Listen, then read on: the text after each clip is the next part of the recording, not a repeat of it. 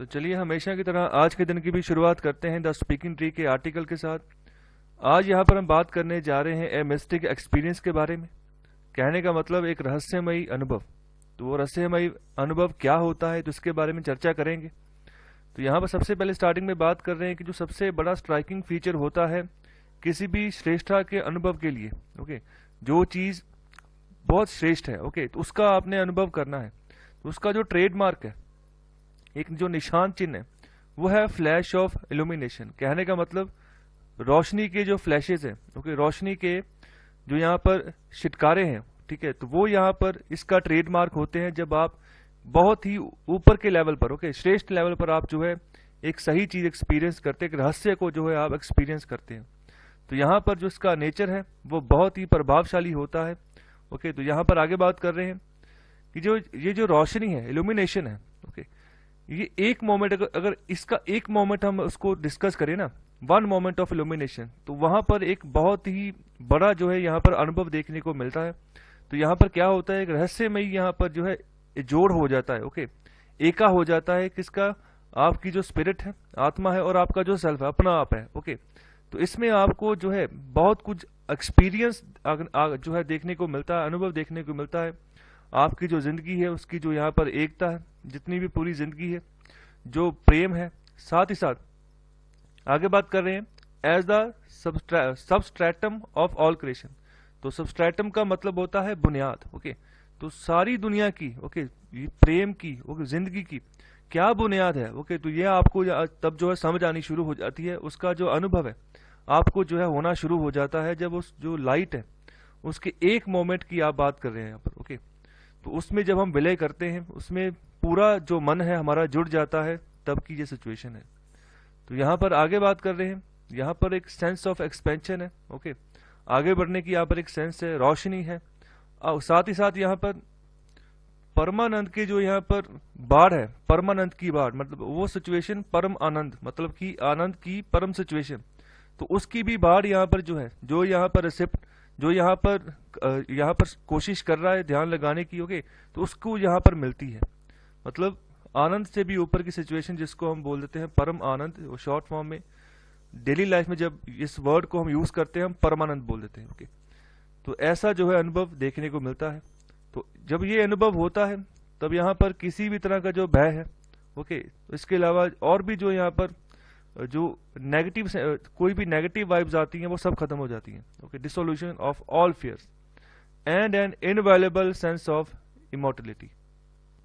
और एक जो है यहाँ पर अनुभव आना शुरू हो जाता है, इनवैल्यूएबल मतलब कि अविनाश, मतलब जो कभी भी जिसका विनाश नहीं हो सकता, ओके।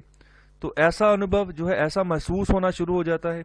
और साथ ही साथ जो एक सेंस आती है मॉर्टेलिटी की, अमरता की, हम जो है अमरता की ओर बढ़ रहे हैं, हमारी जो आत्मा है वो अमर है। तो इसका जो है अभाव जो है ना वो होना शुरू हो जाता है जब इस पूरी सिचुएशन को हम जो है यहाँ पर इससे गुजरते हैं। उसके बाद की ये सिचुएशन है ए मिस्टिक एक्सपीरियंस। और आगे बात करते हैं, ये जो एग्जाल्टेड एक्सपीरियंस है, ये जो ऊंचा अनुभव है, ओके, ये कुछ नहीं है, सिर्फ और सिर्फ डिवाइन एकजुटता है with the beauty of self as described in the ending scriptures. So जैसे यहाँ पर हमारे धर्म ग्रंथों में लिखा है, जैसे इन्होंने डिस्क्राइब किया है कि हमारे अपने आप की जो यहाँ पर सुंदरता है, ठीक है, तो उसका यहाँ पर डिवाइन कम्युनियन है, उसकी एकजुटता है कि डिवाइन जो यहाँ पर पावर, डिवाइन लाइट जो हमारे अंदर यहाँ पर लगातार बह रही है, ठीक है, उसके साथ हम जब जुड़ते हैं तो तब जो है ऐसा जो सिचुएशन है वो हमारे सामने देखने को मिलती है, रहस्य में एक्सपीरियंस। तो यहाँ पर आगे भी यही चीज बोल रहे हैं, the revelation does not necessarily have to happen to only those consciously engaged in spiritual pursuits. तो रेवलेशन का मतलब है जो रहस्य से पर्दा उठता है। तो रहस्य से पर्दा सिर्फ उनका ही नहीं उठता जो यहाँ पर सिर्फ और सिर्फ रूहानी कार्य करते हैं। तो रूहानी कार्य यहाँ पर कौन करता है, मोस्टली जो रिलीजियस इंस्टीट्यूशंस हैं भारत में जितने भी या पूरे विश्व भर में, तो वहां पर रूहानी कार्य ही होते हैं, काम होते हैं, ओके। और ये जरूरी नहीं है कि जो उन्हीं रिलीजियस इंस्टीट्यूशन में काम कर रहे हैं सिर्फ वही जो है यहाँ पर इस रहस्य से एंगेज रहे, उनको पता हो। तो ये सही बात नहीं है। पूरे विश्व में बहुत सारे प्राणी बसते हैं और बहुत सारे प्राणी ऐसे हैं जो अपने भीतर की जो बात है उसको आगे एक्सप्लोर नहीं करते हैं, बेशक वो कितनी ही तरक्की क्यों ना कर गए हों अपने आत्मा के तौर पर, ओके, अपने अध्यात्म के तौर पर। तो आगे यहाँ पर यही बात कर रहे हैं, यहाँ पर कोई भी जो है ना आगे आ सकता है और इस रहस्य से पर्दा उठा सकता है। तो उसको करना क्या होगा, उसको एक शिमरिंग इनकाउंटर करना होगा, एक झिलमिलाता हुआ एक मुठभेड़ करनी होगी। किस हथियार से, कोई भी ऐसा हथियार जो आपके अंदर जो है ना, आपकी जो इनर वाइब्रेशन है उसको स्टार्ट कर दे, ओके, और आपका जो है एक इंडिविजुअल जंप कर दे in all the pervasive glory and infinitude of the universe does it. तो परवेसिव ग्लोरी मतलब व्यापक महिमा, और इनफाइनाइट्यूड का मतलब है बेअंतता, मतलब कि पूरा यूनिवर्स, उसको आप जो है उसको मेजर नहीं कर सकते, ओके। तो जब किसी चीज को भी आप मेजर नहीं कर सकते तो वो उसको आप बोलते हो वो अनंत है, ओके। तो यहाँ पर ये सब सिचुएशन होती है तो आप इसमें जंप कर जाते हो जब भी आप कोई ऐसा टूल यूज करते हो। तो यहाँ पर ये टूल कौन से हो सकते हैं, तो यहाँ पर आगे बात कर रहे हैं कोई भी सबलाइम पोएम, ओके। सबलाइम मतलब कि कोई भी श्रेष्ठ से श्रेष्ठ, बढ़िया से बढ़िया पोइम, ओके, वो आप सुने, ओके। इसके अलावा कोई भी an exquisite piece of classical music, मतलब कि ऐसा म्यूजिक जो आपको जब सुनते ही ना आपका जो मन है उसके अंदर पूरा डूब जाए उस म्यूजिक के अंदर, मतलब आप पूरी के पूरी वहां पर लीन हो जाए, निहाल हो जाए पूरा उस म्यूजिक को सुनकर, ओके। तो आगे यहाँ पर बात कर रहे हैं a mountain at a dusk, मतलब शाम के समय जब पहाड़ जब सूरज ढलता होता है तो वो सीनरी देखो, ओके। साथ ही साथ shaft of moonlight on water, ठीक है, पानी में जो मूनलाइट रोशनी आती है चंद्रमा की, ओके, उसको देखो। सो ऐसी ऐसी टेक्निक्स जो नेचर के साथ जुड़ी हुई हैं, ओके। तो यहाँ पर ये सब चीजें जब करनी शुरू करोगे तो एक ट्रिगर हो जाएगा, ओके। तो ट्रिगर हो जाएगा अपने आप ही, तो आप जो है आपके अंदर अवेयरनेस होनी शुरू हो जाएगी उस श्रेष्ठता के बारे में, ओके। आपकी जो आत्मा है उसके अंदर जो है उसका जो गुण है वो डेवलप होना शुरू हो जाएगा। और आखिर में यहाँ पर यही बात कर रहे हैं कि हम सब में ये पोटेंशियल है कि इस एक्सपीरियंस को जो हम देख सकें, इस श्रेष्ठ एक्सपीरियंस को हम अपने अंदर जो अनुभव कर सकें। तो यहाँ पर ये तभी होगा जब हमारी रेडीनेस होगी, हम तैयार होंगे आगे बढ़ने के लिए। तो आगे बात कर रहे हैं कि जितने भी हम सेंसिबिलिटी हम यहाँ पर शो करेंगे, जितनी भी संवेदनशीलता यहाँ पर शो करेंगे, और जितनी भी हमारी यहाँ पर आत्मा की हमदर्दी होगी, सेंसिबिलिटी होगी to the beauty of nature, जितने संवेदनशील होंगे तभी इसका प्रभाव जो है हमारे मन के अंदर पड़ेगा इन सब चीजों का। अगर कोई केयर ही नहीं है, अगर कोई सेंसिबिलिटी नहीं है इन सब चीजों के बारे में, तब जो है यह भाव प्रकट होना जो है ये टफ हो जाएगा, ये नहीं होगा। तो इसके लिए वैसा बनना होगा, आगे बढ़ना होगा, जो है आगे चलेंगे तभी जो है हम जो है इसके ऊपर, इसके कहीं ना कहीं इसके कोने तक हम पहुंचेंगे। तो ये सब कुछ जो है यहाँ पर स्पिरिचुअलिटी के ऊपर यहाँ पर बात कर रहे हैं। तो यहाँ पर ये सब कुछ बहुत है, अगर आप ऐसा एक्सपीरियंस ट्रिगर करना चाहते हैं अपने अंदर, आप एक बार आगे बढ़कर देखो, बहुत कुछ है, बहुत कुछ जो है यहाँ पर अनुभव मिलता है, बहुत कुछ सीखने को मिलता है। तो बेसिकली यहाँ पर बात कर रहे हैं कि मेडिटेशन, ओके, तो उसके आसपास उसको मतलब उस जगह तक कैसे पहुंचना है, मेडिटेशन भी अगर करनी है तो कैसे पहुंचना है, तो उसका माहौल कैसे तैयार हो, तो उसके बारे में यहाँ पर जो है पर्टिकुलरली बात समझाई गई है कि कैसे उस एक्सपीरियंस को आप जो है देख सकें। यहाँ पर हम बात करने जा रहे हैं इकोनॉमिक ग्रोथ के बारे में।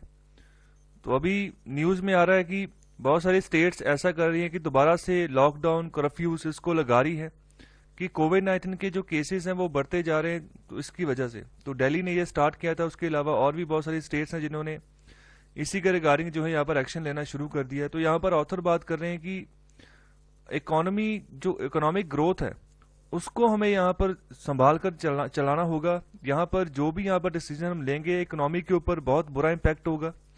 तो आगे बात कर रहे हैं कि नेशन वाइड अगर टैली की बात करें तो जो फ्रेश कोरोना वायरस के केसेस हैं वो यहाँ पर उनकी यहाँ पर गिरावट देखने को मिली है।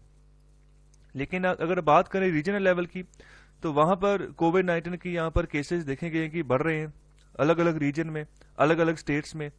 तो यहाँ पर अगर इनको हमने सही करना है तो यहाँ पर जो ये लॉकडाउन और कर्फ्यूज है ना, इनको अवॉइड करना है हमने कि ये ना लगाए। हालांकि सरकारें यही लगा रही हैं, तो यहाँ पर इनको यहाँ पर रोकने की कोशिश कर रहे हैं, कह रहे हैं कि लॉकडाउन और कर्फ्यूज इनके अलावा और भी बहुत सारी स्ट्रेटेजीज हैं, उनको फॉलो करके चलो और इन्फेक्शंस को भी काबू करो, साथ ही साथ इकोनॉमिक ग्रोथ उसको यहाँ पर उसको निचोड़ो मत, ओके, उसको खत्म मत करो। आगे बात करें कि एब्सोल्यूट नंबर्स में अगर बात करें तो भारत का जो स्थान है वो तीसरा है पूरी दुनिया में। So third largest number of Covid infection. तो इतने जितने बड़े पैमाने पर यहाँ पर इन्फेक्शन हुई हैं, तो सबसे ज़्यादा यहाँ पर ग्रसित हुआ है अमेरिका, उसके बाद ब्राज़ील है, तीसरे नंबर पर भारत है। तो यहाँ पर पॉपुलेशन के हिसाब से ये आंकड़ा बताया गया है। तो यहाँ पर जो इस डिजीज़ का, इस बीमारी का जो यहाँ पर इंसिडेंस है, ओके, तो जो यहाँ पर आगे बात कर रहे हैं कि भारत के केस में अगर बात करें तो कैजुअलिटीज, ओके, और जो ये बीमारी हो रही है लोगों की, इसका इंसिडेंस जो है ये कम है भारत में अगर बात करें पूरे के पूरे साउथ एशिया की। तो और यहाँ पर हमें स्ट्रेटेजी लगानी होगी अच्छे से कि यहाँ पर जो टेस्टिंग है, ओके, तो इसके ऊपर यहाँ पर डिजीज रिलाई करता है। जितनी आप अच्छी टेस्टिंग करोगे तभी जो है अच्छी रिपोर्ट आएगी। नहीं तो स्टार्टिंग में तो यही प्रॉब्लम आई थी कि जब ये कोविड-19, जब सरकार ने यहाँ पर एडवाइजरी जारी की थी स्टार्टिंग में जनवरी फरवरी महीने में 2020 में, कि जितने भी यहाँ पर एयरपोर्ट्स हैं वहाँ पर चेकिंग होगी, वहाँ पर पीपीई किट्स प्रोवाइड की गई, तो वहाँ पर फिर भी जो है यहाँ पर टेस्टिंग में खामी रही थी, जिसकी वजह से पूरे भारत में ये कोविड फैल गया। तो क्योंकि जो भी इसके इक्विपमेंट्स थे, सबसे पहले तो ये नहीं पता लगाया जा सका कि ये बीमारी कैसे डिटेक्ट करनी है। धीरे धीरे जो इसके चलन है, ठीक है, धीरे धीरे इसकी रिसर्च आगे बढ़ी, तो धीरे धीरे इन्होंने नई टेक्निक्स अपनाई। तो यहाँ पर टेस्टिंग के ऊपर सबसे बेसिक रिलाय होता है। टेस्टिंग आपकी जितनी जबरदस्त होगी उतना ही जबरदस्त आप काबू पालोगे इस कोविड-19 के ऊपर। तो यहाँ पर पहली बार टेस्टिंग कर रहे हैं, उसके बाद ट्रीटिंग की, मतलब कि जिसको ये हो गया उसको ट्रीट कैसे करना है, ओके। तो सबसे दूसरी बात ये है, अगर ट्रीटमेंट अच्छी हो जाती है तो फिर जो है यहाँ पर बच जाएंगे कोविड-19 के जो केसेस हैं वो कम होने शुरू हो जाएंगे, जो कैजुअलिटीज हो रही हैं कोविड-19 की वजह से वो कम हो जाएंगी। और आगे बात कर रहे हैं जो क्वारंटीन, मतलब कि जो भी इन्फेक्टेड पर्सन है उसके कांटेक्ट में जो भी आया था उन सबको यहाँ पर क्वारंटीन कर दो, लेकिन जो बाकी की सोसाइटी ना उसको जिंदगी जीने दो, उसको जो है अलाउ करो कि आप जो है इकोनॉमी में विचरो जाओ, इकोनॉमी को आगे बढ़ने दो। तो यहाँ पर basically economic point of view से बात की गई है इस आर्टिकल में कि इकोनॉमी को दोबारा डैमेज मत मचाओ। तो यहाँ पर आगे बात कर रहे हैं कि अगर हम बात करें इकोनॉमिक डैमेज की, जो कि कोविड-19 की वजह से भारत को हुआ है, तो इंडिया भी यहाँ पर इसको वर्स्ट हिट हुआ है। जितने भी यहाँ पर मेजर इकोनॉमीज हैं पूरे वर्ल्ड में, जैसे अमेरिका है, ब्राजील है, ओके, यूके है, तो यहाँ पर अगर इनको यहाँ पर इम्पैक्ट हुआ तो भारत को भी, भारत की इकोनॉमी को भी यहाँ पर बहुत तगड़ा झटका लगा है। तो यहाँ पर जो जीडीपी का 1/10 हिस्सा है वो यहाँ पर जो है खत्म हो गया है, ओके, वो जो है यहाँ पर चला गया है। तो यहाँ पर अगर बात कर रहे हैं कि अगर भारत 2021-22 में भी अगर इसी रेट से, सेम रेट से ग्रो करता है जिस रेट से यहाँ पर 2020-21 में ये डिक्लाइन हुआ है, ओके, तब भी जो है ना जो जीडीपी होगी 2022-23 में वो जो है कम होगी, लोअर होगी, जो यहाँ पर 2019-20 में थी, ओके। सो यहाँ पर 4 अलग अलग ईयर्स की बात कर रहे हैं, 2019-20, 20-21, 21-22 और 22-23, ओके। तो यहाँ पर जैसे भी इंडिया ग्रो करता है तो यहाँ पर जीडीपी 2022-23 का जो फिस्कल ईयर होगा तो वहां पर भी कम होगी अगर 2019-20 की बात करेंगे, ओके। तो मतलब कि कहने का मतलब अभी यही सिचुएशन है, अगर ये हम स्ट्रेटेजी सही कर लेते हैं ना अभी भी, तो यहाँ पर अच्छी ग्रोथ हो सकती है 2022-23 में भी। देखो कितना लंबा इम्पैक्ट जाने वाला है, इसके बारे में अभी भी कोई यहाँ पर श्योरिटी नहीं है। अभी 2022-23 की भी बात कर रहे हैं, हो सकता है आगे तक भी जा सकता है, ओके, 2024-25 तक भी ये जा सकता है। तो ये डिपेंड करता है कि हम आज क्या डिसीजंस ले रहे हैं। जैसे डिसीजंस हम आज लेंगे उसी का इम्पैक्ट कल को मिलेगा। तो यहाँ पर बेसिकली यही बात कर रहे हैं कि स्ट्रेटेजी अच्छी अपनानी है, जो इकोनॉमी है उसको हमें साथ साथ यह टैकल करके चलते जाना है। और आगे यहाँ पर बात कर रहे हैं कि जब जिस देश में बहुत सारे जो लोग हैं वो यहाँ पर रोजी रोटी के हाशिए पर जिंदगी जी रहे हों, कहने का मतलब ये है कि जहाँ पर रोजी रोटी कमाने के लिए उनको यहाँ पर जॉब चाहिए तो वही नहीं है, वही उनका कोई साधन नहीं रहेगा, तो रोजी रोटी कैसे कमाएंगे। तो यहाँ पर उनकी जो अगर इकोनॉमिक अपॉर्चुनिटी खत्म हो जाएगी तो उनकी जो जिंदगी है वो भी यहाँ पर जो है वो खराबी की ओर बढ़ती जाएगी। वैसे न्यूट्रिशन की बहुत बड़ी प्रॉब्लम है, इंडिया का ग्लोबल हंगर इंडेक्स में रैंक बहुत खराब आया है, बहुत खराब सिचुएशन है, अंडर न्यूट्रिशन बढ़ता जा रहा है, तो ये और बढ़ जाएगा आने वाले समय में। तो इंडिया की रैंकिंग और खराब हो जाएगी अगर हम जो है इकोनॉमी को अच्छे से यहाँ पर देखकर नहीं चलेंगे। तो यहाँ पर ये पैंडेमिक का डायरेक्ट इम्पैक्ट भी आप कह सकते हो, ओके। तो उसकी यहाँ पर बिना परवाह किए जो है यहाँ पर ये सब कुछ हो रहा है। तो यहाँ पर देखो फॉर एग्जाम्पल अगर मैं बात लूँ तो यहाँ पर सपोज करो कोई फैमिली है, ठीक है, तो इस फैमिली में कमाने वाला एक ही बंदा है, वो बहुत ही गरीब परिवार से है। तो वो क्या करता है, वो एक दिन की अपॉर्चुनिटी ढूंढता है कि मुझे कोई काम धंधा मिल जाए फिर वो काम धंधा अगर मिलता है उसको करके, ठीक है, जितने भी पैसे उसको मिलते हैं ना, फिर जाकर सबसे पहले राशन की दुकान पर जाता है। फिर राशन की दुकान से अपनी फैमिली के हिसाब से वो राशन खरीदता है उसी दिन का, ठीक है, मतलब जो शाम को जो भी खाना होता है। ऐसे लोग तो 3 टाइम खाना भी नहीं खाते। ओके, तो जो भी खाना होता है फिर उस हिसाब से राशन खरीदता है, ठीक है, पाव के हिसाब से, आधा किलो के हिसाब से, तो फिर उसको घर लेकर जाता है, फिर पकता है, फिर खाते हैं। तो ये सिचुएशन है। तो कई बार तो ऐसे होता है मिलता ही नहीं अपॉर्चुनिटी। तो ये सिचुएशन तो पहले से ही है। तो अगर दोबारा से हम ऐसे ही मनमानी के डिसीजन ले लेंगे कि हमने कोविड-19 को यहाँ पर सही करना है, तो वहाँ पर बहुत सारे तरीके हैं। वैक्सीन भी भारत सरकार बोल रही है कि आने वाली है, तो हम इन सब सिचुएशंस को अच्छे से एनालिसिस करके आगे चल सकते हैं। तो आगे यहाँ पर बात कर रहे हैं टैक्स रेवेन्यू की। तो यहाँ पर जो टैक्स रेवेन्यू है वो भी सेंटर और स्टेट्स दोनों को कंबाइन करें, वो 17% के आसपास बनता है जीडीपी के। तो ये भी मतलब इतना खास यहाँ पर जो है रिकवर नहीं हो पा रहा है यहाँ पर। तो यहाँ पर जिस तरह भी की हमारी इकोनॉमी में मुसीबत आएगी, ओके, तो इससे जो है जो हमारी फिजिकल सिचुएशन है भारत सरकार की, ठीक है, वो और खराब होती जाएगी। तो फिजिकल सिचुएशन वैसे भी 4.5% तक फिजिकल डेफिसिट पहुंच गया है। तो आने वाले समय में भारत सरकार बहुत सारे पैकेजेस भी लेकर आ रही है। तो अभी के लिए रिसेंटली आत्मनिर्भर भारत पैकेज 3.0 आया था, अभी और आएगा। ओके, तो यहाँ पर सरकार पैसा डालते जा रही है, डालते जा रही है। तो सरकार की भी कोई लिमिट है। सरकार भी मार्केट से उधार लेकर पैसे यहाँ पर दे रही है, तो उसको भी इंटरेस्ट देना होगा आगे आने वाले समयों में। ओके, तो यहाँ पर ये सरकार यहाँ पर उधार तो देगी, लेकिन फिजिकल सिचुएशन खराब होती जाएगी, तो उससे देश को यहाँ पर इम्पैक्ट पड़ेगा। पैंडेमिक जो पैंडेमिक से सरकार यहाँ पर लड़ना चाह रही है जिस तरीके से, ओके, जैसे रिलीफ प्रोवाइड करना चाह रही है जहाँ पर जो भी पैंडेमिक से अफेक्टेड है, तो वहां पर भी यहाँ पर कॉम्प्रोमाइज हो जाएगा भारत सरकार का, जहाँ स्टेट गवर्नमेंट्स का, ओके, दोनों का। तो यहाँ पर यही बात लास्ट में कर रहे हैं कि जहाँ जिस रीजन में ये सर्ज बढ़ा है, डिजीज का, बीमारी बढ़ी है, इसके नंबर बढ़े हैं, तो वहां पर जितनी भी सरकारें हैं, स्टेट गवर्नमेंट चाहे सेंट्रल गवर्नमेंट है, उनको यहाँ पर ग्रोथ और इकोनॉमिक एक्टिविटी इन दोनों को कंजर्व करके चलना है, संभाल कर चलना है। जो भी यहाँ पर अपने गवर्नमेंट के प्राइम गोल्स है उनको भी यहाँ पर अचीव करना है, साथ ही साथ ग्रोथ और इकोनॉमिक एक्टिविटी इन सबको भी यहाँ पर जो है टैकल करके चलना है। और आखिर में यहाँ पर बात कर रहे हैं कि आईआईटी दिल्ली के द्वारा एक आरटी-पीसीआर टेस्ट वो यहाँ पर डेवलप किया गया है। तो यहाँ पर जो खर्चा आता है बहुत ही यहाँ पर कुछ 100 रुपए का यहाँ पर खर्चा होता है, और साथ ही साथ इसका जो रिजल्ट आ जाता है वो भी 3 घंटों के अंदर अंदर आ जाता है कि किसी इंसान को कोविड-19 है या नहीं है। तो ऐसे टेस्ट को आप डिप्लॉय करो एक्सटेंसिवली, मतलब कि जितना जल्दी हो सके उतनी जल्दी बड़े पैमाने पर, ओके, बड़े पैमाने पर कैपेसिटी बिल्डिंग बढ़ाकर इसको आप डिप्लॉय करो, ताकि जो कि यहाँ पर जो ट्रीटमेंट है, डिटेक्टमेंट है, वो अच्छे से हो पाए। और साथ ही साथ जो यहाँ पर मास्क पहनना है, सोशल डिस्टेंसिंग है, सैनिटाइजेशन है, अपने हाथ वगैरह धोने हैं, तो यहाँ पर इनकी प्रिकॉशन जो यूज करनी है, तो यहाँ पर इसको भी इन्फोर्स करो अच्छे से, जो नहीं कर रहा उसको फाइन करो।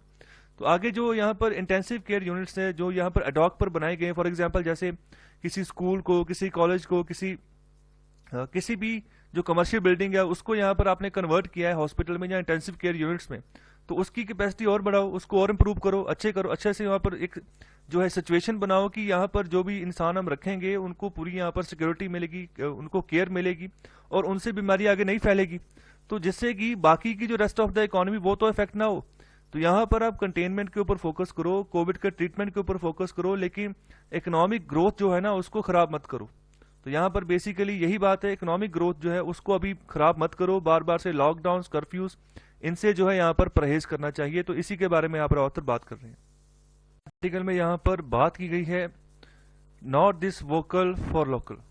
तो कहने का मतलब है कि यहाँ पर भारत सरकार एक कैंपेन चलाती, जैसे हुनर हाट चलता है वहां पर ये कैंपेन होता है, ये स्लोगन होता है वोकल फॉर लोकल, की मतलब कि जो यहाँ पर लोकल लेवल पर जो भी आर्टिसंस ने चीजें बनाई हैं उसको खरीदो, ठीक है, उसको यहाँ पर जो है यहाँ पर सरकार हुंगारा भरती है कि इनको यहाँ पर जो है बेनिफिट प्रोवाइड किया जाए भारतीयों की तरफ से। तो इसी के ऊपर यहाँ पर बात कर रहे हैं कि लेकिन ये जो वोकल फॉर लोकल है ना, वो आप जो जॉब्स होती हैं और जो जॉब अपॉर्चुनिटीज होती है उनके मामले में ये काम मत करो। ये जो पूरे इंडिया लेवल पर जैसे माइग्रेंट्स एक जगह से दूसरी जगह जाकर काम करते हैं, तो उनके काम की, उनकी जो अपॉर्चुनिटीज है वहां पर काम करने की, उसको खत्म मत करो। तो यहाँ पर खत्म कैसे किया जा रहा है, यहाँ पर अलग अलग राज्य सरकारें क्या फैसले ले रही हैं, वो अपने अपने स्टेट्स में अलग अलग रेशो के हिसाब से, किसी ने 60%, किसी ने 90%, किसी ने 100% यहाँ पर रिजर्वेशन कर दी है जॉब्स की, चाहे वो पब्लिक जॉब्स है चाहे वो प्राइवेट जॉब्स है।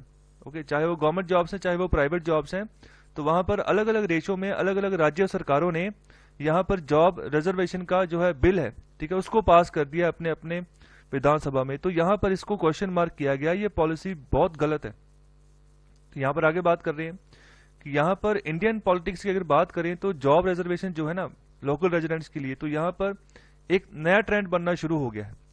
तो पिछले साल की अगर बात करें तो अभी तक जो है कम से कम 8 राज्य सरकारें ऐसी हैं, तो उनकी नाम भी है आंध्र प्रदेश, हरियाणा, महाराष्ट्र, मध्य प्रदेश, तेलंगाना, झारखंड, कर्नाटका और उत्तराखंड, जिन्होंने जो लेजिस्लेशन है, जो बिल है, ठीक है, उसको पास कर दिया है कि हम रिजर्वेशन प्रोवाइड करेंगे अपने लोकल रेजिडेंट्स को जो स्टेट्स में रहते हैं। पहले जॉब्स उनको मिलेगी, बाद में जो बाहर का जो माइग्रेंट आएगा उसको मिलेगी।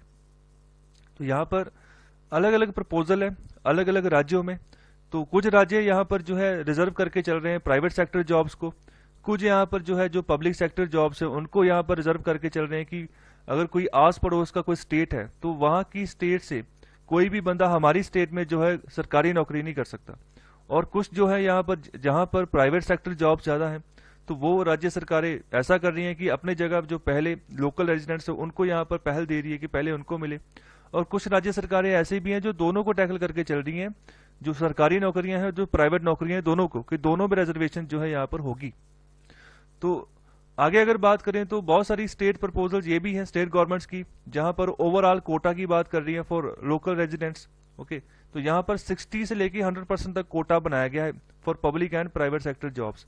तो कुछ राज्य सरकारें ऐसी हैं जिन्होंने 60% तक यहाँ पर रिजर्वेशन रखी है, कुछ ऐसी भी हैं जिन्होंने 100% तक रखी है। तो यहाँ पर इसके बीच में ये रिजर्वेशन चल रही है अलग अलग राज्य सरकारों में। और कुछ राज्य सरकारें ऐसे भी हैं जो कॉर्पोरेट जो एम्प्लॉयमेंट करते हैं, जो भी यहाँ पर बिजनेस अदारे हैं, इंडस्ट्रीज हैं, जितना भी कॉर्पोरेट एम्पायर है जिस स्टेट में, तो वहां पर अगर वो कोई एम्प्लॉयमेंट के रिगार्डिंग डिसीजन ले रहे हैं तो उसमें भी यहाँ पर माइक्रो मैनेजमेंट जो है सरकार कर रही है आकर, ठीक है। छोटे लेवल पर भी जो यहाँ पर मैनेजमेंट होती है उसको, उसमें भी यहाँ पर सरकार इंटरवीन कर रही है। डिस्ट्रिक्ट लेवल तक भी यहाँ पर सरकार जो है इंटरवीन कर रही है कि फिक्स कर रही है कि अलग अलग कोटास में किस किस को कितनी कितनी नौकरी मिलेगी। जैसे देखो, जितने भी किसी राज्य में किसी जिले में जिस भी रिलीजन के लोग हों या जिस भी जाति के लोग हों, तो उस हिसाब से यहाँ पर, और जो भी यहाँ पर जो लोकल है और जो भी माइग्रेंट है, तो उस हिसाब से यहाँ पर कोटास बनाए जाएंगे। तो स्पेशली जो बेसिकली ये कोटा होगा माइग्रेंट्स और लोकल के बीच में होगा। तो इसमें भी ये चीज होगी कि जो वहाँ के लोकल्स हैं किसी गांव के या किसी जिले के, तो उनको यहाँ पर जहां पर भी उस जिले में वो फैक्ट्री होगी, इंडस्ट्री होगी, वहां पर सबसे पहले जो आसपास के लोग हैं उनको नौकरी दी जाए। और जो बाहर के यहाँ पर माइग्रेंट है उनको बाद में देखेंगे जब जॉब्स होंगी। ओके, तो लोकल्स अगर जो है जितनी यहाँ पर रेशो थी, जितना भी कोटा था, उस कोटे के हिसाब से अगर वो फुलफिल हो गया है तो बाद में जो है यहाँ पर माइग्रेंट्स को मौका दिया जाएगा। तो आगे यहाँ पर बात कर रहे हैं प्रोग्रेस बैकवर्ड्स, मतलब जो भी प्रोग्रेस कर रहे हैं पीछे की ओर जा रहे हैं। कहने का मतलब लॉ तो इसीलिए लाए गए कि आने वाले समय में लेबर मार्केट में और प्रोग्रेस होगी, लेकिन पीछे की ओर जाएंगे, ये कहना है यहाँ पर ऑथर का। तो यहाँ पर अगर भारत की बात करें तो यहाँ पर बहुत बड़ी लेबर मार्केट है भारत में। तो यहाँ पर जो वर्कर्स काम करते हैं वो 50 से 60 करोड़ की इनकी आबादी है, वर्कर्स जो यहाँ पर भारत में काम करते हैं। और यहाँ पर जो इन्वेस्टर्स हैं, फॉरेन इन्वेस्टर्स भी हैं और डोमेस्टिक इन्वेस्टर्स भी हैं, जो यहाँ पर कंपनीज लगाकर बैठे हुए हैं और जिनकी वजह से इन वर्कर्स को जो है यहाँ पर काम मिला हुआ है और इन वर्कर्स की जो है यहाँ पर काफी बड़े लेवल पर लेबर मार्केट डेवलप हुई है।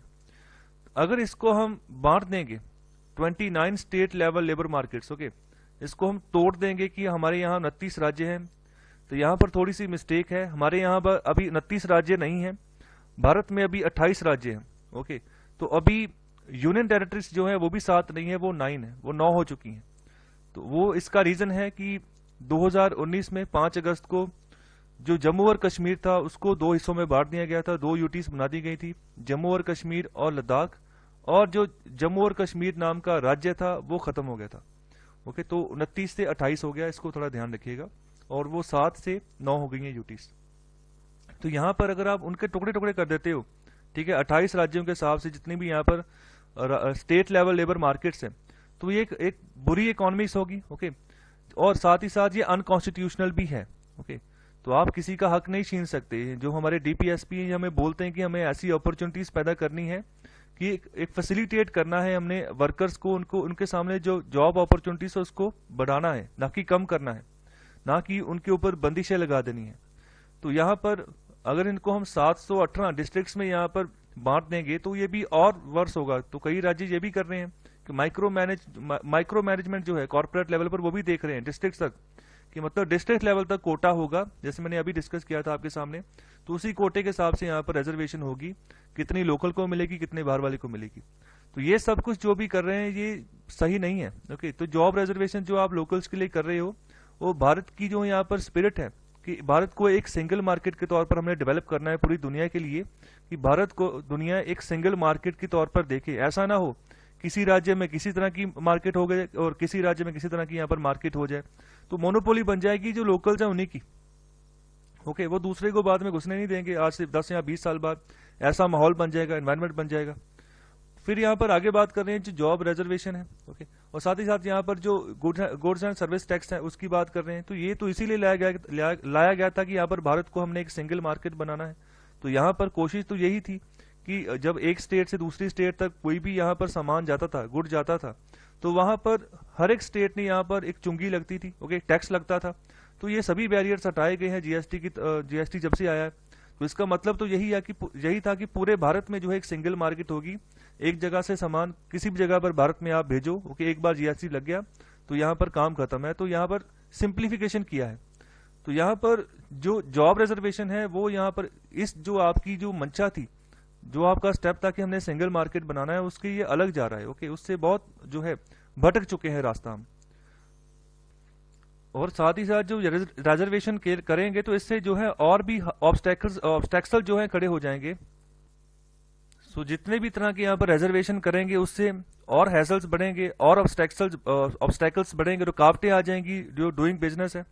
सो भारत सरकार की रैंकिंग काफी सुधरी है ease of doing business index में। लेकिन अगर ऐसे काम होने शुरू हो गए तो यहाँ पर कोई भी बाहर से पैसा लगाने के पहले 100 बार सोचेगा कि भारत में जिस राज्य में भी वहां इन्वेस्ट करना चाहता है करे या ना करे। ओके, तो अगर ओवरऑल पूरे स्टेट जितने सभी ऐसा करने शुरू कर देंगे, सभी ने रिजर्वेशन करनी शुरू कर दी, तो यहाँ पर डोमेस्टिक और फॉरेन इन्वेस्टमेंट दोनों में यहाँ पर कमी देखने को मिलेगी। और अगर इन्वेस्टमेंट कम हो गई तो फिर जॉब्स अपॉर्चुनिटीज जो बनती है वो भी कम हो जाएंगी। और जब एंड की बात करेंगे तो जो जॉब रिजर्वेशन है ना, वो जो जितने भी यहाँ पर लोकल रेजिडेंट्स हैं, ठीक है, तो सिर्फ उन्हीं को यहाँ पर प्रोटेक्ट करके चलेगी। ओके, लेकिन जो बाहर की जो बाकी को जिनको हमने जॉब प्रोवाइड करनी थी वो कहाँ जाएंगे। और आगे यहाँ पर बात कर रहे हैं कि अच्छी न्यूज यही है कि जो पॉलिटिशियंस हैं यहाँ पर जॉब कोटास की बात कर रहे हैं कि नेटिव्स के लिए, लोकल्स के लिए जॉब कोटास बनाएंगे, लेकिन यहाँ पर इनको एनफोर्स नहीं कर रहे हैं।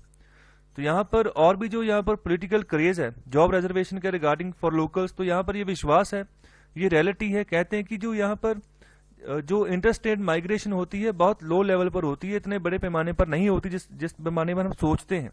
ओके, जिस पैमाने पर हम देख रहे हैं। तो यहाँ पर 2011 का सेंसस का एक डाटा है। तो यहाँ पर इस हिसाब से यहाँ पर पाया गया है कि 56 मिलियन पीपल, जो यहाँ पर पूरी पॉपुलेशन का 4.4% पॉपुलेशन बनती है, सिर्फ वही जो है जो उनके स्टेट ऑफ बर्थ से जो है दूर रह रही है, किसी और स्टेट में जाके यहाँ पर काम कर रही है। तो यहाँ पर लास्ट में यही बात कर रहे हैं कि जो इंटर स्टेट माइग्रेंट्स है ना, तो वो जो लोकल्स की जॉब्स हैं वो उनको नहीं छीन रहे हैं। ओके, तो यहाँ पर बड़े पैमाने पर उनकी जॉब्स नहीं छीन रहे हैं। ओके, यहाँ पर ये बात कर रहे हैं। देखिए, जो सबसे ज्यादा आवाज उठती है ना इस रिजर्वेशन के हक में, वो उठती रही है महाराष्ट्र में। तो यहाँ पर बहुत सारे इंसिडेंट्स ऐसे भी देखने को मिले हैं कि जब उत्तर भारत से कोई भी लेबर यहाँ पर पहुंचती थी बाय ट्रेन, तो उनको वहीं से मारकर वापस भगा दिया जाता था। उनको महाराष्ट्र के अंदर एंटर ही नहीं करने दिया जाता था कि आप यहाँ पर क्यों आए हैं। तो यहाँ पर उनका मानना यही था, जो वहां पर को जितने भी यहाँ पर ग्रुप्स हैं, पार्टीज हैं महाराष्ट्र में, तो यहाँ पर इनका फोकस यही होता था कि यहाँ पर उत्तर भारत के लोग यहाँ पर नहीं आने चाहिए। इसका रीजन यही कि यहाँ पर जो लोकल फैक्टर है, ओके, तो उनको यहाँ पर काम नहीं मिल रहा है, उनका काम जा रहा है उनकी वजह से। तो यहाँ पर बहुत सारे केसेस ऐसे देखने को मिले हैं महाराष्ट्र के केस में। तो यहाँ पर जो यहाँ पर सरकारें हैं, तो इन्होंने भी इस इश्यू के ऊपर काफी फैसले भी लिए हैं। तो बहुत बड़ा इशू रहा है महाराष्ट्र में, बहुत ही समय का पुराना इशू है। ओके, तो यहाँ पर 2008 की बात कर रहे हैं कि स्टेट गवर्नमेंट यहाँ पर मैंडेट कर दिया जितने भी प्राइवेट कंपनीज थी वहां पर, कि उनको स्टेट गवर्नमेंट इंसेंटिव देगी, सब्सिडीज देगी अगर वो 50% तक जो सुपरवाइजरी जॉब्स हैं और 80% तक जो नॉन सुपरवाइजरी जॉब्स हैं उनको रिजर्व करेंगी फॉर लोकल्स। ओके, तो यहाँ पर जो शेयर था लोकल रेजिडेंट्स का in working in large industries far surpass their quota. मतलब कहने का मतलब कि यहाँ पर सरकार तो ये कह रही थी कि 50% और 80% तक जो है यहाँ पर आप रिजर्वेशन रखिए, लेकिन कंपनीज ने इससे भी आगे करके दिखाया, उन्होंने रिजर्वेशन और बढ़ा दी। ओके, तो यहाँ पर सुपरवाइजरी जॉब जहाँ पर कोई बंदा अपनी टीम को लीड कर रहा है, जहाँ पर अगर कोई फैक्ट्री है जहाँ पर कोई भी चीज बन रही है, चाहे कपड़ा बन रहा है, चाहे कील बन रहे हैं, कुछ भी बन रहे हैं, तो वहां पर जितने भी वहां उसके लेबर है उन टीम को यहाँ पर सुपरवाइज करके चल रहा है, इंस्पेक्शन करके चल रहा है कि काम सही से हो रहा है कि नहीं हो रहा। नॉन सुपरवाइजरी जॉब्स में जो पर मशीनरी पर हेड जो भी इंसान काम कर रहा है, ओके, जो एक मशीनरी की पूरी देख रेख रखेगा, काम करेगा एज ए लेबर, ठीक है, वो सारी की सारी जो है नॉन सुपरवाइजरी जॉब्स होगी। तो यहाँ पर एक डाटा है मार्च 2019 का, वही जो यहाँ पर इंडस्ट्रीज थी वहीं से डाटा कंपाइल हुआ है। तो यहाँ पर ये बात सामने आई कि 84% यहाँ पर सुपरवाइजरी जॉब्स और 94% नॉन सुपरवाइजरी जॉब्स जितनी भी मेजर इंडस्ट्रीज थी महाराष्ट्र में वो लोकल्स के द्वारा ही की जाती हैं। तो यहाँ पर आगे बात कर रहे हैं कि हमें रिजर्वेशन की जरूरत है, कहाँ जरूरत है, तो यहाँ पर बात कर रहे हैं कि नहीं, लेकिन यहाँ पर स्टेट गवर्नमेंट क्या कर रही है, यहाँ पर एक तरह से एक डरावा दे रही है। Okay, threatens to increase the quota for local residents to 80% for all jobs and would further announce district level quotas। तो यहाँ पर स्टेट गवर्नमेंट्स ये कर रही हैं, एक तो लोकल लेवल पर कोटा बढ़ाएंगी 80% से ऊपर, दूसरा डिस्ट्रिक्ट लेवल पर भी अलग अलग कोटा अनाउंस करेंगी कि यहाँ पर डिस्ट्रिक्ट लेवल पर भी क्या क्या कोटा होगा अगर काम करना है किसी ने। आगे यहाँ पर बात कर रहे हैं कि मेजोरिटी ऑफ जितने भी माइग्रेंट्स है वो अपने ही स्टेट के अंदर जो है यहाँ पर घूमते रहते हैं। ओके, तो यहाँ पर उन्हीं अपने स्टेट के अंदर ही माइग्रेट करते रहते हैं, एक जगह से दूसरी जगह चले गए अपने स्टेट के अंदर। तो यहाँ पर ये जो यहाँ पर क्या करने जा रही है सरकारें कि डिस्ट्रिक्ट लेवल पर यहाँ पर कोटास बनाएंगी। तो कहने का मतलब एक ही स्टेट में जो किसी एक जिले से दूसरे जिले में चला गया तो वो भी फंस जाएगा यहाँ पर। ओके, तो यहाँ पर जो यहाँ पर जिस पर्पस के लिए ये बना रहे हैं तो क्या वो पर्पस ये सर्व कर पाएंगे? पर्पस तो इनका यही है ना, लोकल जितने भी हैं यहाँ पर उनको यहाँ पर जॉब्स प्रोवाइड करनी है, जितने भी यहाँ पर स्टेट के अंदर जो यहाँ पर नेटिव है स्टेट के, तो वहीं पर उनको जॉब मिल जाए।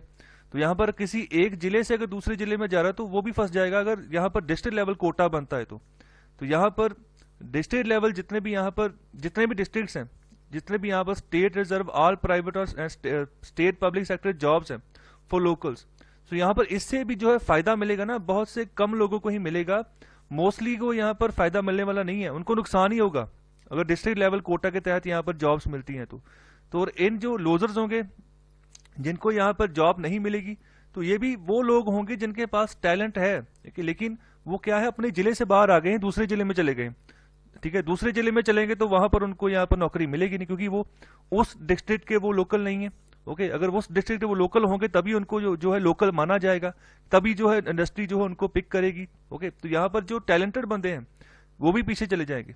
ओके, तो इससे क्या होगा, डेमोग्राफिक डिविडेंड जो है ना वो भी खराब हो जाएगा, फिर वो कहेगा कि मैं यहाँ पर क्या कर रहा हूँ, मैं वापस जाता हूँ उधर ही। ओके, मतलब कि जैसे भी ये माइग्रेंट एक जगह से दूसरी जगह करते हैं तो यही काम भी धीरे धीरे कम होना शुरू हो जाएगा आने वाले समय में। तो यहाँ पर जो इंडस्ट्रीज है ना उनके सामने भी एक टाइनी पूल ऑफ वर्कर्स रहेगा, मतलब कि यही एक गांव में ये जिला है, यहाँ पर इतने ही वर्कर्स हैं, इतने बूढ़े हैं लोग हैं, यहाँ पर इतने यंग लोग हैं, तो इन्हीं से काम चलाओ, मतलब चॉइस कम हो जाएगी फिर इंडस्ट्रीज के पास। ठीक है, तो यहाँ पर ये भी जो है ड्रॉबैक हो जाएगा इंडस्ट्रीज के लिए।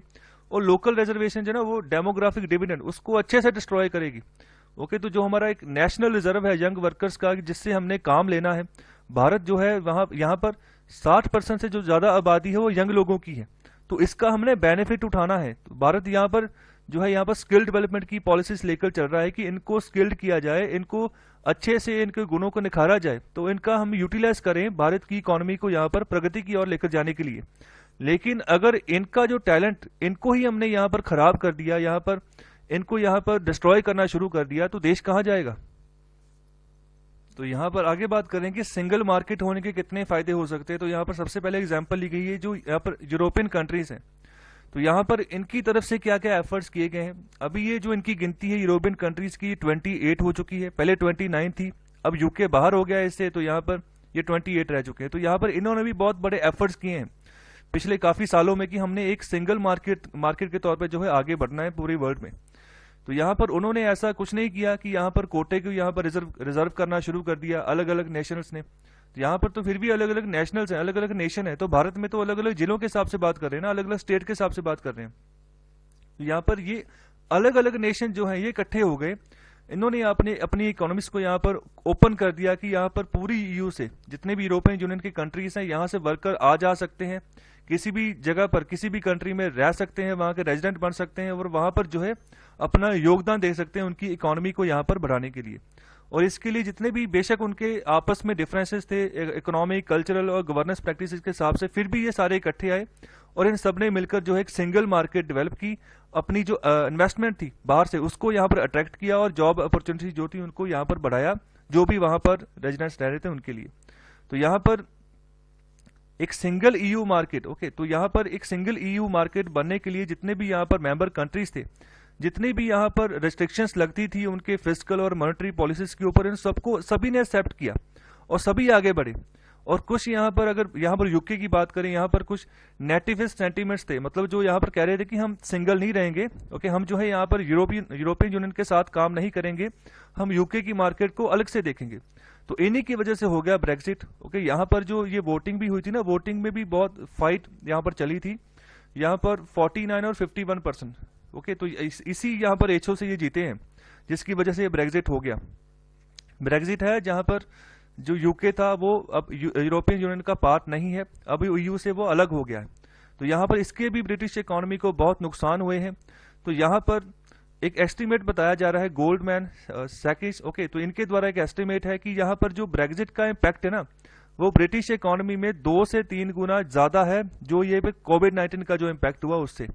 तो आप देखो कि कितना नुकसान हुआ है। पहले एक ईयू पूरा सिंगल मार्केट था, अब यूके अलग से काम कर रहा है, तो वो कैसे काम कर रहा है। आगे एग्जांपल ली गई यूएस की, तो वो भी एक सिंगल मार्केट है, ओके, वो कभी भी दुनिया की वर्ल्ड लार्जेस्ट इकोनॉमी नहीं बन पाता अगर उसके 50 स्टेट्स जो है ना ऐसे जो है यहाँ पर रिस्ट्रिक्शंस लगानी शुरू कर देते, कोटास बनाने शुरू कर देते अपने स्टेट लेवल पर, अपने डिस्ट्रिक्ट लेवल पर।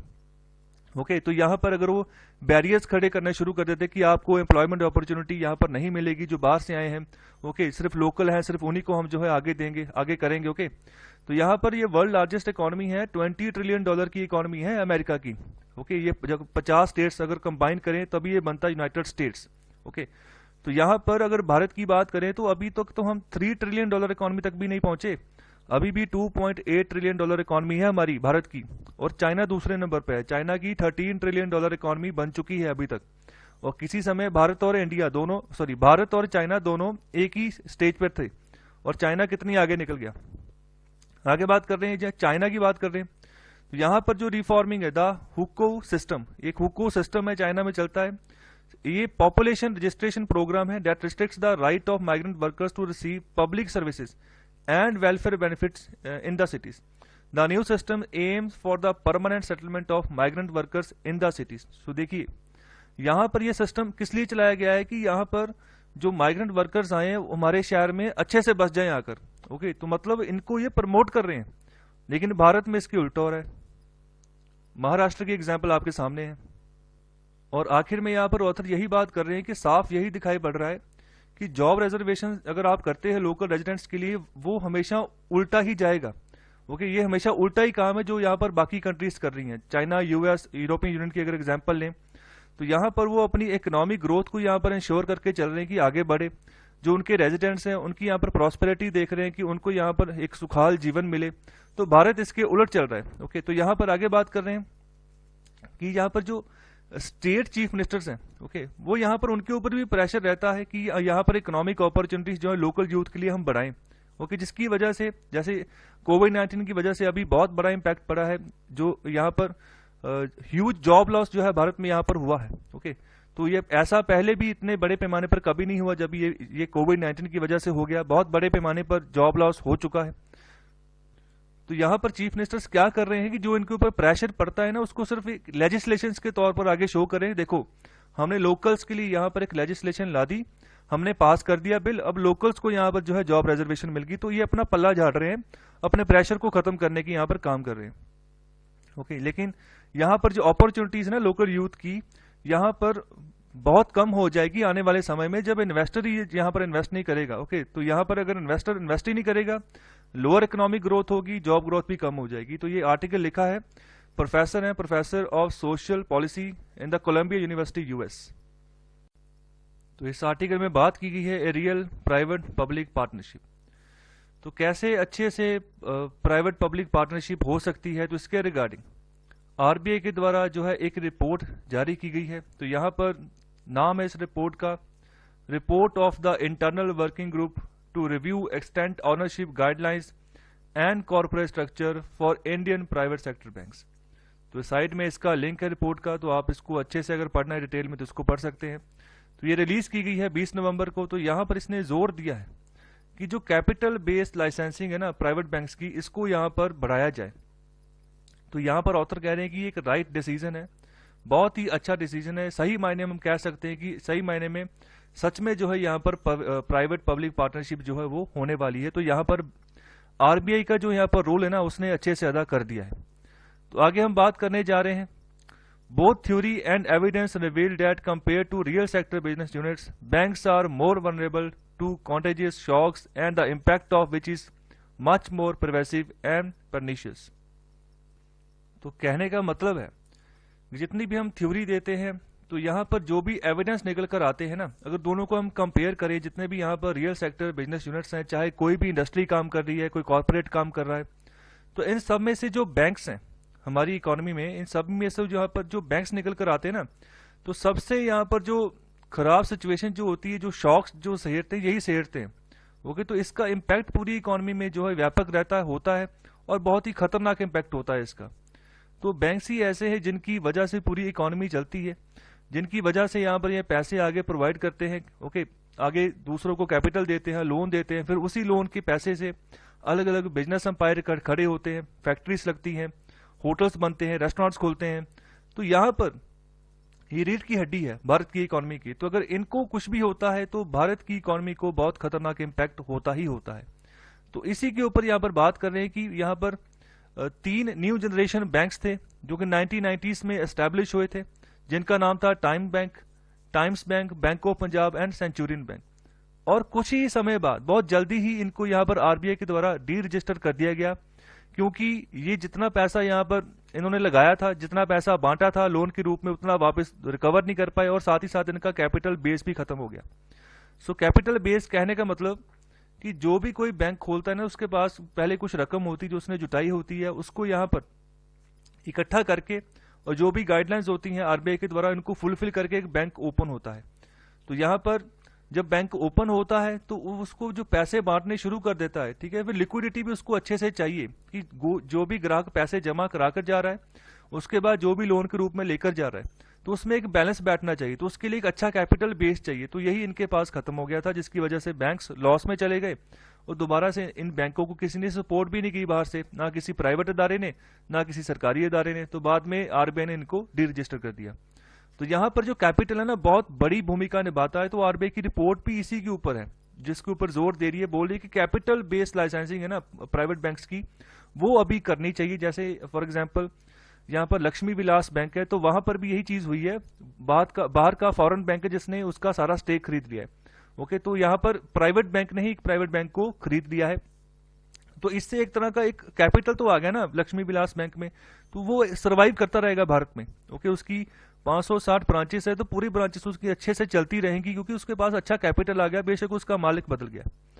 तो यहाँ पर आगे बात कर रहे हैं कि कैपिटल, स्पेशली जो इक्विटी कैपिटल है, बहुत ही क्रूशियल रोल अदा करता है जो भी यहाँ पर बैंकों को लॉस होता है उसको एब्जॉर्ब करने के लिए। और दूसरा यहाँ पर बात कर रहे हैं कैपिटल बेस्ड लाइसेंसिंग, जो यहाँ पर कॉम्प्लीमेंट्स हैं। Okay, capital based regulation and supervision, यहाँ पर बेसल 3 नॉर्म्स की बात कर रहे हैं। तो यहाँ पर इनके ऊपर सेंट्रल बैंकों को यहाँ पर फोकस करके चलना होगा। यहाँ पर पूरे वर्ल्ड वाइड जो है ना, यहाँ पर बेसल 3 नॉर्म्स को यहाँ पर फॉलो किया जा रहा है। बेसल 3 नॉर्म्स बेसिकली है क्या, इसके बारे में बताता हूं मैं। सबसे पहले जानते हैं इक्विटी कैपिटल क्या है।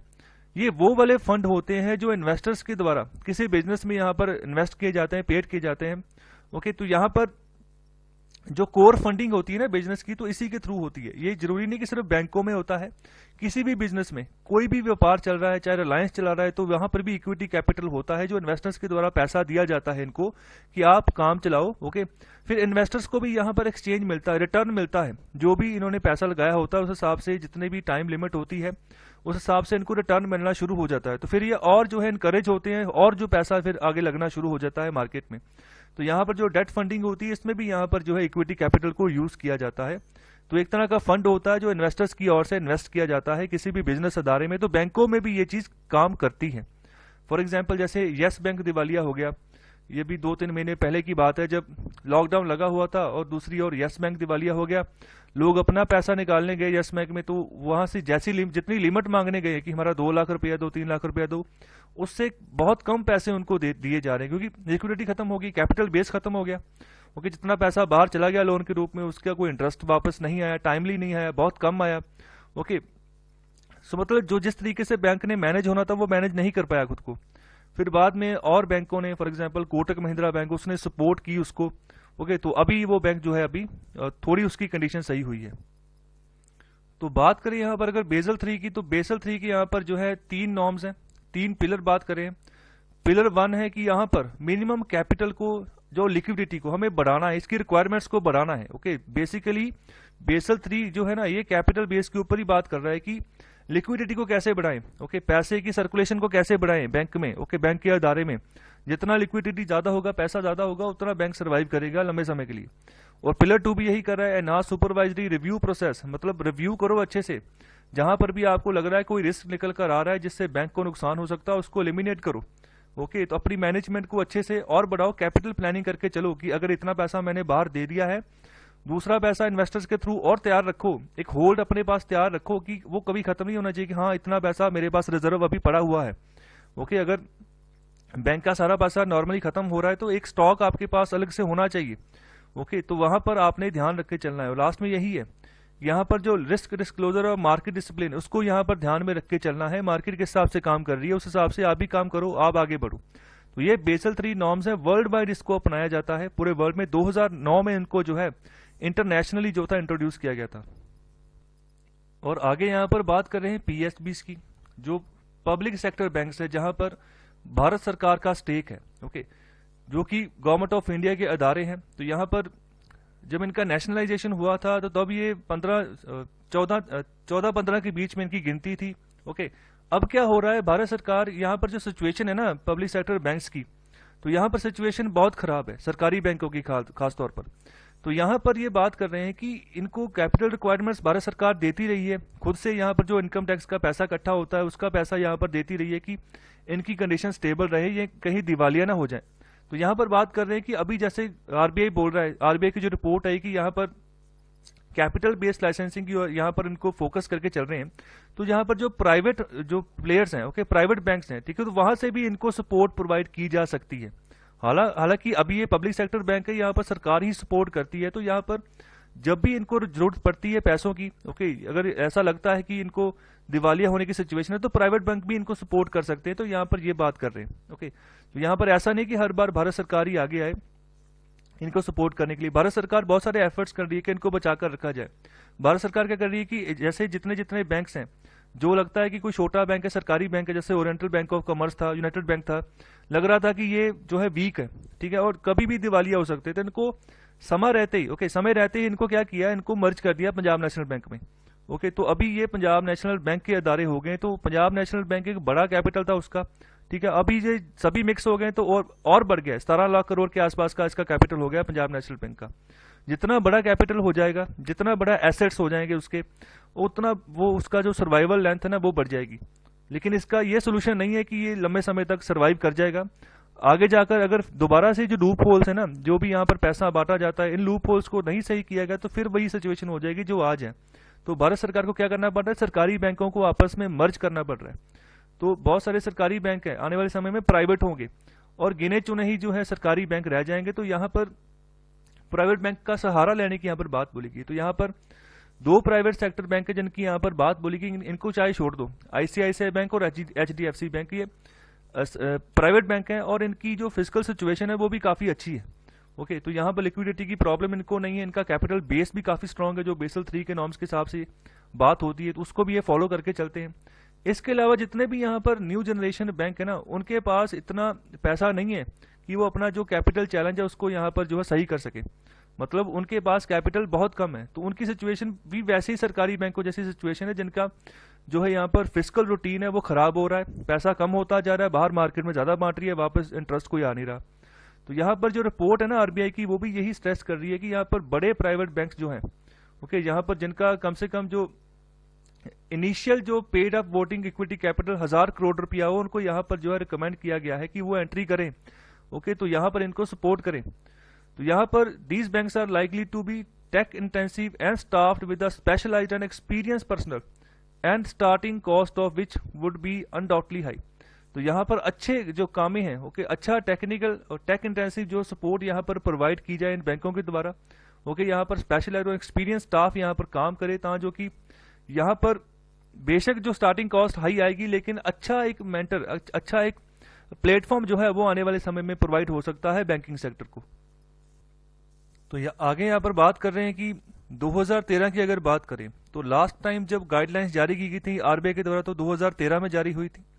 तो दूसरी अभी जो हुई है वो 2020 में हुई है। तो यहाँ पर जब 2013 की भी बात करें तो उस समय जो इनिशियल कैपिटलाइजेशन होता था वो भी उससे क्या होता था, इंपैक्ट क्या पड़ता था कि जो महंगाई थी ना वो न्यूट्रलाइज होनी शुरू हो जाती थी। कहने का मतलब अगर कोई कैपिटलाइजेशन करता था, किसी बैंक में पैसे देता था, ऐसा लिक्विडिटी, ऐसा सर्कुलेशन शुरू होता था, चाहे सरकार जैसे पब्लिक सेक्टर बैंकिंग में यहाँ पर पैसे देती थी, मोस्टली यही होता था, सरकार ही यहाँ पर पब्लिक सेक्टर बैंकिंग में पैसे देती थी, उससे यहाँ पर महंगाई जो थी वो भी न्यूट्रलाइज होनी शुरू हो जाती थी इस सिचुएशन से।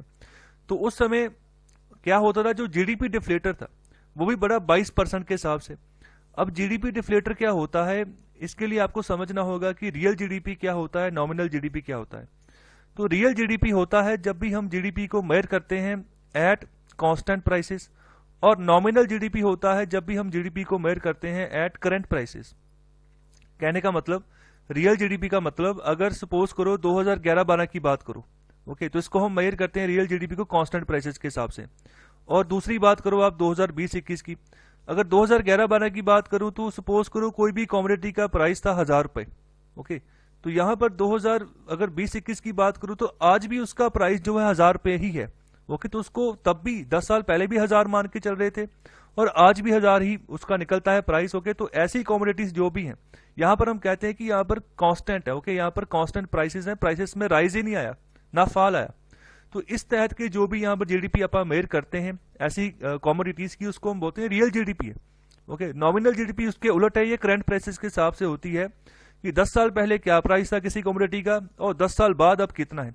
वो डिपेंड करता है करंट मार्केट सिचुएशन के ऊपर। 10 साल पहले की जो करंट मार्केट सिचुएशन थी उस हिसाब से पेट्रोल का प्राइस कुछ और था, ठीक है। आज की जो सिचुएशन है, ओके, आज का करंट प्राइस आप पेट्रोल का देखो कहां पर है, तो यहां पर करंट मार्केट के हिसाब से प्राइस में राइज आ गया। तो इसको जब इस तरीके से हम जीडीपी मेजर करते हैं हम बोलते हैं नॉमिनल जीडीपी। ओके, तो जीडीपी डिफ्लेटर का फॉर्मूला क्या है? सो जीडीपी डिफ्लेटर होता है GDP at current prices divided by GDP at constant prices multiply by 100। Okay, तो ये इसको कैलकुलेट करने का फॉर्मूला है, बकायदा इंपॉर्टेंट है, ध्यान रखिएगा। तो इससे आगे बात करने की, जो पब्लिक सेक्टर बैंक का यहाँ पर रिकैपिटलाइजेशन किया गया, इससे भी यहाँ पर जो बजट था उसको यहाँ पर वो छोटा होना शुरू हो गया, क्योंकि भारत सरकार का बजट वैसे लिमिटेड होता है, 3 से 4 लाख करोड़ तो यहाँ पर डिफेंस की ओर चला जाता है, और बाकी के जो पैसा बचता है उसको यहाँ पर भारत की इकोनॉमी को चलाना होता है, तो उस पैसे को यूज करके। तो यहाँ पर अगर 2 से 2.5 लाख करोड़ हम बैंकों को ही दे देंगे, ठीक है, उनको यहाँ पर बजटरी सपोर्ट करने के लिए, तो वहां पर बजट में तो फिर रुकावटें आएंगी, कॉन्स्टेंट्स आएंगे, वो छोटा हो जाएगा। लेकिन हालांकि इस प्रैक्टिस को ग्लोबली डिसफेवर किया जाता है कि ऐसा नहीं करना चाहिए सरकारों को, इनको जो पब्लिक सेक्टर बैंक्स हैं, ओके, इनको यहाँ पर आप पॉलिसी ही ऐसे बनाओ, स्ट्रेटेजी ऐसे बनाओ कि ये खुद सर्वाइव करें। तो आगे बात कर रहे हैं कि स्टार्टिंग में जैसे रोक लगा कर रखी हुई थी, डिसअलाउंस रखा हुआ था कि जो भी बाहर का जो शेयर्स है प्रमोटर्स का, ठीक है, आप जो है इसमें बैंकों में आप नहीं डाल सकते हैं, आप कैपिटलाइज नहीं कर सकते हैं। तो इस वजह से बहुत ही लिमिटेड जनरल प्लेयर्स रह गए थे जो कि यहाँ पर कैपिटलाइज कर सकते थे बैंकों को। ओके, तो बाहर की कोई यहाँ पर, जैसे अभी जो बाहर का डीबीएस बैंक है सिंगापुर का, तो उसने यहाँ पर लक्ष्मी विलास बैंक के शेयर खरीदे हैं, ठीक है, उसको खरीद लिया। तो ऐसे कुछ भी मतलब सिचुएशन जो थी ना पहले नहीं थी, तो इसीलिए यहाँ पर ये अभी की रिपोर्ट नवंबर 20 को यहाँ पर जारी की गई। उससे पहले यही सोच रहे थे लोग कि 2013 वाला ही शायद हाल होगा, क्योंकि 2013 की अब तक रिपोर्ट चल रही थी, गाइडलाइंस वही चल रही थी ओनरशिप के रिगार्डिंग, कैपिटलाइजेशन के रिगार्डिंग। तो यही सोच रहे थे लोग कि अब आरबीआई को थोड़ा सा सुधरना होगा, मतलब कि अब सिचुएशन के हिसाब से डिसीजन लेना होगा कि अब सिचुएशन ऐसी नहीं है कि भारत की इकोनॉमी की वैसे हालत बहुत खराब है पैंडेमिक की वजह से, अगर बाहर से कोई इन्वेस्ट कर रहा है, ठीक है, अगर किसी बैंक को यहाँ पर सपोर्ट कर रहा है या खरीद रहा है, ठीक है, तो भारत में तो वो बैंक चलता रहेगा ना, तो भारत में तो उसको बैंक को इक्विटी, जो इक्विटी सपोर्ट वो मिल जाएगी, वो सर्वाइव करता रहेगा आगे आने वाले समय में। तो यहाँ पर अभी यही गाइडलाइंस को सही किया गया है, यहाँ पर अलाउ किया गया है कि बाहर से भी आप प्राइवेट इन्वेस्टमेंट लेकर आओ। प्राइवेट बैंक जो है यहाँ पर जो है जो प्राइवेट बैंक को उनको सपोर्ट दे सकते हैं। तो यहाँ पर जो आरबीआई की रिपोर्ट आई है वो बहुत ही फ्लेक्सिबल है। यहाँ पर जो प्रमोटर शेयर होल्डिंग है इसको यहाँ पर डाइल्यूट किया गया है, साथ ही साथ जो नॉन प्रमोटर शेयर होल्डिंग इसको यहाँ पर सिंप्लीफाई किया गया है। ओके, तो यहाँ पर प्रमोटर कहने का मतलब है for example board of directors. Okay, जहां पर कंपनी के अंदर जो यहाँ पर जिस कंपनी में इन्वेस्ट किया जाना है, ठीक है, फॉर एग्जाम्पल रिलायंस है, ठीक है, वो एक तरह का प्रमोटर है, उसके अंतर्गत जो है इन्वेस्टर्स इन्वेस्ट करते हैं। ओके, तो इसी तरह के और भी बहुत सारी कंपनीज, यहाँ पर एग्जाम्पल है सिटी ग्रुप की, जहां पर जिसका स्टेक 80% है। Okay, Intec Pacific India Limited. Okay, तो यहाँ पर नॉन प्रमोटर्स हैं, जैसे फाइनेंशियल इंस्टीट्यूशनल इन्वेस्टर हो गए, रिटेल इन्वेस्टर हो गए, म्यूचुअल फंड्स हो गए, UTI bank, financial institutional investor, तो ये सभी नॉन प्रमोटर्स हैं। तो इनके पास भी पैसा होता है, तो इनके पैसे को भी यहाँ पर यूज किया जा सकता है यहाँ पर आने वाले समय में बैंकिंग की सिचुएशन को सही करने के लिए। और साथ ही साथ यहाँ पर आगे बात कर रहे हैं कि यहाँ पर जो propose licensing norms allow large corporates and industrial houses, तो नए यहाँ पर अभी प्रपोज है कि नए लाइसेंसिंग नॉर्म्स लाए जाएंगे, जिसकी वजह से जो बड़े कॉर्पोरेट है उनको यहाँ पर, और जो बड़े इंडस्ट्रियल हाउसेस है उनको अलाउ किया जाएगा कि वो भी इस मार्केट में आए, वो भी यहाँ पर जो है कैपिटल जो लैंडिंग है, ओके, इसके ऊपर जो है काम करें। इसके अलावा जो बहुत सारे एप्लीकेंट्स हैं, अगर बात करें जो बड़े एप्लीकेंट्स थे उनको यहाँ पर लाइसेंस अलॉट नहीं किए गए थे, जो पहला लास्ट राउंड था, जो लास्ट रिपोर्ट जो आई थी उसके हिसाब से। तो लास्ट रिपोर्ट 2013 में आई थी। तो यहाँ पर बात कर रहे हैं कि यहाँ पर आने वाले समय में डिमांड बढ़ेगी, और ओके, तो यहाँ पर बहुत सारे जो एस्पिरेंट्स हैं, ठीक है, जो नए अदारे हैं यहाँ पर दोबारा से अपनी एप्लीकेशन दाएंगे, क्योंकि कि हमें भी यहाँ पर जो है परमिशन दी जाए कि हम भी इस मार्केट में आगे आए बड़े। ओके, यहाँ पर जो बेसल 3 के नॉर्म्स के तहत जैसे भी वो काम कर सकते हैं, इक्विटी कैपिटल, ओके, जिसको ये प्रोवाइड कर सकते हैं, तो यहाँ पर ये भी आगे आए। तो यहाँ पर आरबीआई को ध्यान से चलना होगा आने वाले समय में, अच्छे से यहाँ पर गवर्न करके चलना होगा, रेगुलेट करके चलना होगा अपने यहाँ पर इस बॉडी को, इस जो कैपिटल का अदारा है, ओके, जो कैपिटल लैंडिंग का अदारा है इसको।